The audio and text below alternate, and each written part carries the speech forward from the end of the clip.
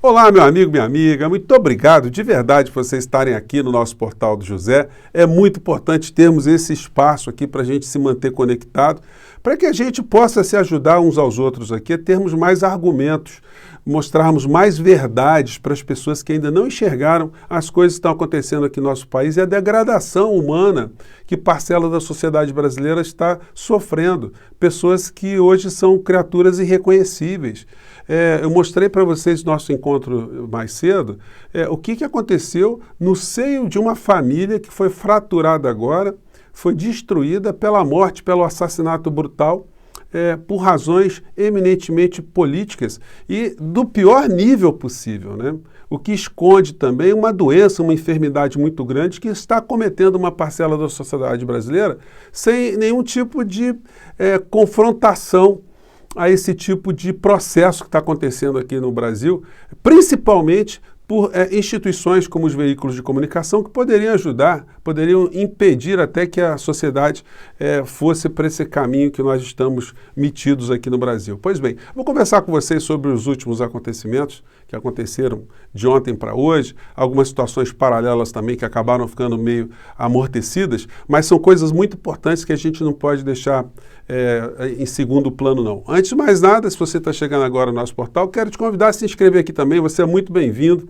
A sua inscrição aqui ajuda a gente a chegar a mais pessoas, conheça também os nossos outros vídeos, se você gostar, compartilhe, dê o seu joinha porque é muito importante, mande para cá os seus comentários, que são sempre lidos, são sempre considerados. Lembrando que eu sempre abro um chat aqui antes das 5 horas, até 5h30, quando eu entro no ar com vocês, para bater um papo ao vivo, tá bom?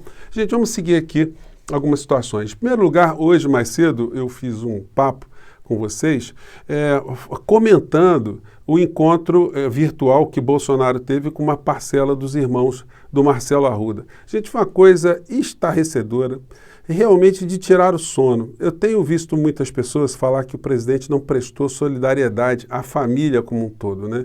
Porque ele nem se aproximou da esposa do Marcelo Arruda, dos filhos, que estão extremamente transtornados com tudo isso que está acontecendo e vendo, sobretudo, o presidente da República tentar tirar proveito político dessa catástrofe. Ora insultando a memória do morto, dizendo que ele, de um certo modo, teria provocado essa situação, ora insultando também as pessoas quando ele faz uma defesa do assassino, e ora também insultando a família, os familiares do próprio assassino, quando ontem ele afirmou que era uma pessoa com desequilíbrio mental, desequilíbrio de caráter, uma coisa assim. Enfim, show de horrores, gente. Um chefe de Estado que num evento como esse pode sempre usar a palavra para ajudar a educar a sociedade, pacificar a sociedade, fazer algum tipo de chamamento à união, unidade nacional, pois bem, nós vimos sempre uma situação diversa dessa. E não se enganem, esse episódio do Bolsonaro, que muitas pessoas acreditam que deveria ser o papel dele de prestar solidariedade, no caso dele eu digo que não, porque ele não tem legitimidade para prestar solidariedade, é como se Hitler quisesse prestar solidariedade às vítimas do Holocausto. Não tem nenhum tipo de legitimidade, a gente tem que ser bem claro, bem duro nessa história. A única coisa que competiria ao presidente é pedir perdão aos familiares e pedir perdão ao Brasil, mas ele deve outros perdões também, ele deve quase 700 mil perdões de pessoas que morreram aqui no Brasil e que sofreram ali na mão dessa figura que tem esse perfil absolutamente psicopático, né? Já é corrente entre todos nós. E o que a gente pode esperar do presidente da República depois desse episódio em relação a algum tipo de pacificação aqui no Brasil? Nada! Rigorosamente nada. Isso vai mostrar para todos nós o quão hipócrita, o quão cínico é a figura do presidente da República. A gente não tem como a gente pegar leve no meio dessa história. Vocês querem ver o seu negócio? Eu vou entrar aqui em outras pautas importantes também. Mas se vocês verem hoje a agenda do Bolsonaro, tá? Bolsonaro, de manhã cedo, encontrou com o ministro da Secretaria-Geral da Presidência da República, o militar, né? O Luiz Eduardo Ramos, depois Joaquim Álvaro Pereira Leite, ministro do Meio Ambiente, e depois se mandou para o Maranhão para fazer o quê? Alguma coisa de interesse público? Não. Campanha eleitoral para si, usando o dinheiro do povo brasileiro, na maior cara de pau. E o pior de tudo, que eu sempre tenho denunciado aqui, que os veículos de comunicação não falam isso. Nós temos um ato de corrupção a céu aberto, um comportamento de improbidade administrativa a céu aberto na cara de todo mundo, e isso é ocultado porque o sistema, de uma maneira geral, quer manter o Bolsonaro ainda viável para que ele continue a despolitizar o debate num ano eleitoral, com as suas patifarias, os seus comportamentos. Bom, então ele foi para onde? Cerimônia de abertura da Assembleia Geral Ordinária da Convenção dos Ministros das Igrejas Evangélicas, Assembleias de Deus do SETA no Maranhão e outros estados da Federação. Ele foi lá para a Imperatriz, no Maranhão. Eu pergunto para vocês, o Bolsonaro vai fazer algum discurso de paz, de congregação, algum tipo de meia-culpa, algum tipo de reflexão dessa violência que está acontecendo aqui no Brasil? Evidentemente que não. Ele vai fazer o discurso, posso até prever aqui, eu tenho certeza que eu vou cravar isso que eu estou dizendo para vocês. Vai dizer que hoje no Brasil nós temos uma luta do bem contra o mal, que é um governo que acredita em Deus, que defende a família, que é contra o aborto, a ideologia de gênero, enfim, que defende armas dentro de uma igreja, ele vai dizer isso, e que se Jesus fosse vivo lá atrás, teria comprado armas de fogo se as armas existissem, enfim, ele vai dizer isso.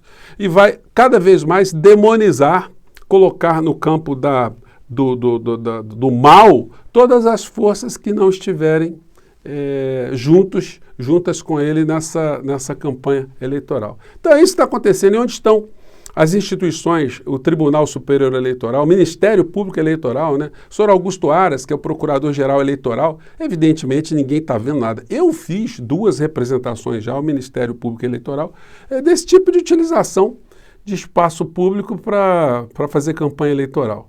Então, o presidente da República, para as pessoas que têm o mínimo de percepção do que está acontecendo aqui no Brasil, provocou muita repugnância esse comportamento dele de tentar conversar com uma parcela da família por apenas interesses pessoais, interesses políticos pessoais. Isso vai ser cada vez mais ressaltado nos próximos dias e a gente não pode deixar essa história morrer, não.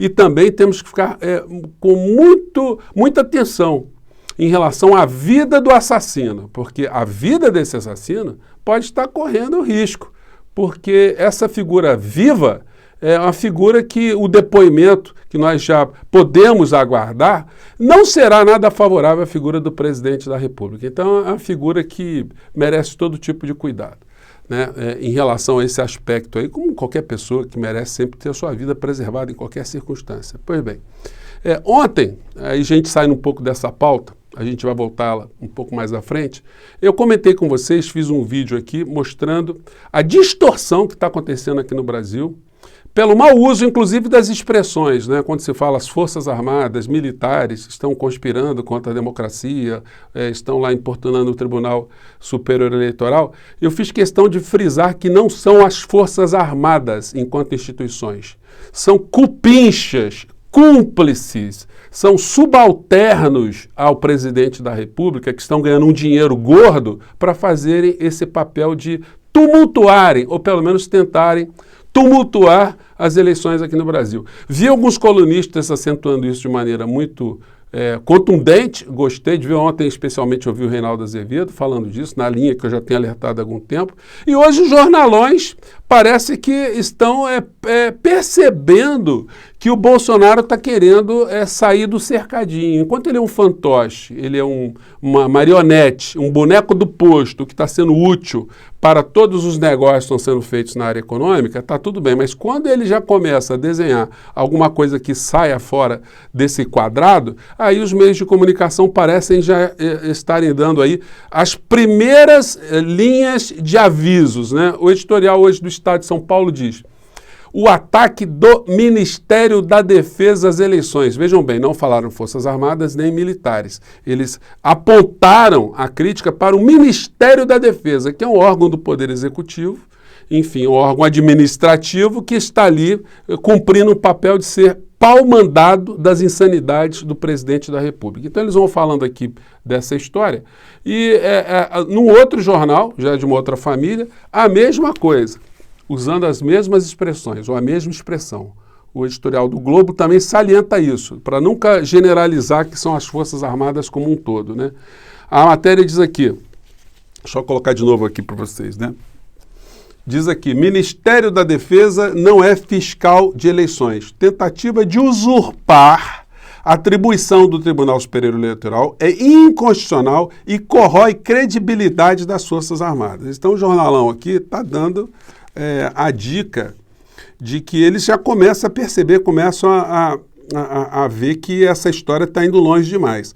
Só que os grandes veículos de televisão ainda não estão entrando nessa linha, ainda fazem a cobertura do dia a dia da política de uma forma muito asséptica, sem prejudicar de uma forma contundente a figura desumana que está sentada lá à frente da cadeira presidencial.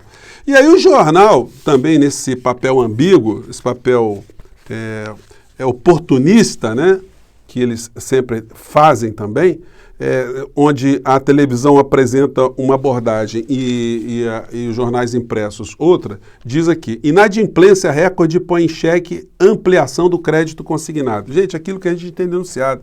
O Bolsonaro assinou junto com o Paulo Guedes uma medida provisória, que está agora para o Bolsonaro sancionar, que permite a bancos roubarem dinheiro, não tem outra expressão, roubarem dinheiro das pessoas mais pobres, oferecendo crédito adiantado para as pessoas que estão no Bolsa Família, para que a pessoa receba, por exemplo, R$ 2.500 adiantados e quite suas dívidas com banco, com cartão de crédito, e depois receba menos dinheiro no Auxílio Brasil, fazendo com que essas pessoas permaneçam no estado de miséria e no estado de fome. Então, é uma coisa absurda, uma coisa antiética, imoral, uma coisa absurda do ponto de vista econômico, inclusive, corrompe os fins para os quais o Bolsa Família foi criado, os programas assistenciais, enfim. Mas o jornal cumpre esse papel. Um discurso para as pessoas que leem, um público mais específico, e uma omissão, um apoio velado ao governo, à figura do presidente da República, na medida que eles escondem as suas responsabilidades e o seu comportamento monstruoso em coisas assim de simples compreensão da população de uma maneira geral. Então, gente, nós vamos ver o Bolsonaro, como eu tenho dito aqui para vocês, não recuar nem 1 milímetro da sua insanidade, nenhum tipo de meia-culpa, e nós vamos aguardar nos próximos pronunciamentos do presidente da República, nas suas aparições públicas, o mesmo caráter beligerante, o mesmo caráter de romper com qualquer tipo de unidade aqui no nosso país, a mesma estratégia do pânico, a mesma estratégia do pânico comunista, do pânico vermelho, a mesma estratégia do pânico moral nas pautas morais, para que ele permaneça com um eleitorado fundamentalista ao seu lado, esses cães raivosos espalhados pelo Brasil, simplesmente acompliciado também com grandes estruturas econômicas. Mas o dia 2 de outubro já está chegando. E essa fala que eu repercuto aqui com vocês, que eu vejo em outros lugares também, elas vão crescendo, gente. Elas vão chegando a mais pessoas, as pessoas vão se pronunciando e a gente vai formando um caldo de cultura para enfrentar essa onda de insanidade e desumanidade que está ao nosso redor. E, meu amigo, se você não consegue conversar mais com figuras como essas aí que assassinaram um brasileiro, um pai de família, um sindicalista, um patriota, alguém que estava fazendo algo pela sua vida, como foi o caso do Marcelo Arruda, e pela vida de todos nós, a melhor coisa a fazer é isolar, é se afastar. Procure, de fato, não conversar, porque ao ver a família, uma parcela da família do Marcelo, reproduzindo com Bolsonaro as coisas que eles reproduziram, dizendo o nosso governo, o nosso presidente, as esquerdas que começaram isso, estão querendo usar meu irmão como bandeira política, realmente nós vamos ter que nos afastar dessas pessoas e começar a lutar no Brasil para que a gente tenha um grande processo de cura. E nós estaremos aqui ajudando nesse processo de cura, né, gente? Mais uma vez, muito obrigado por vocês estarem aqui. Um grande abraço e até o nosso próximo encontro, gente. Vamos seguir em frente. Tchau.